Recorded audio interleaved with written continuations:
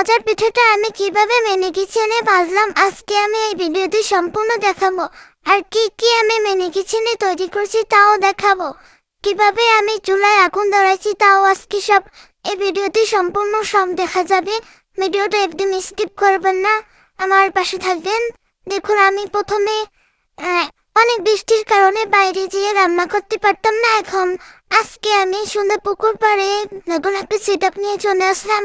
প্রথমে আমি আগুন ধরানোর জন্য একটা ন্যাকড়াটা পেঁচিয়ে তারপরে কেরোসিন দিয়ে দিছি। তারপরে আমি সুপারি গাছের বাইরে থেকে আগুনটা ধরিয়ে দিলাম।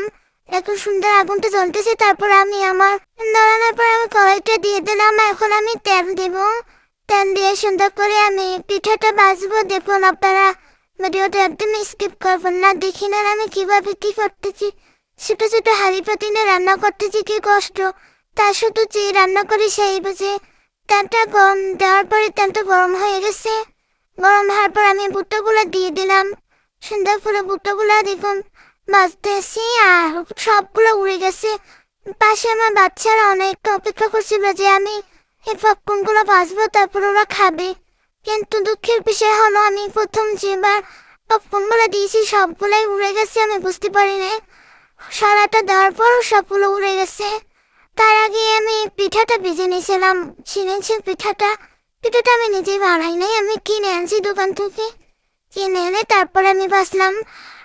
এখন আমি পপকর্নগুলো ভেজে নিয়েছিলাম, তা একটা পর একটা সিটি সব উড়ে গেছিল। তারপর আমি কি করব, আর বাচ্চারা তো পাশে বসে কান্না করতেছে যে ওরা খেতে পারবো না এর জন্য। তারপর আমি আবার করলাম যে নতুন করে আবার তেল দিয়ে পপকর্ন দিয়ে তারপরে ভেজে নিয়েছি।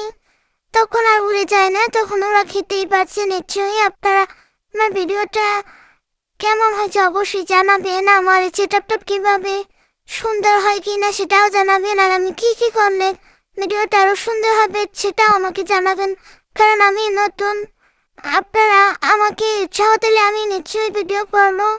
আর এই যে দেখুন পপকর্ন আবার নতুন করে দিয়েছি, এগুলো উড়ে যাবে এর জন্য আমি সাবধান প্রথমেই হয়ে নিয়েছি। আমি এই সরার উপরে সপ্তাহটা মাটির হাঁড়ি দিয়ে দিলাম যে সরাটা যেন উড়ে না যায় এর জন্য। চুলাটা ছোট হলেও কিন্তু আমার আগুন কিন্তু ঠিকই বড় চুলার মতন জ্বলতে আছে। চুলাটা ভিডিওতে যতটুকু বড় দেখায় কিন্তু বাস্তবে একদমই ছোট।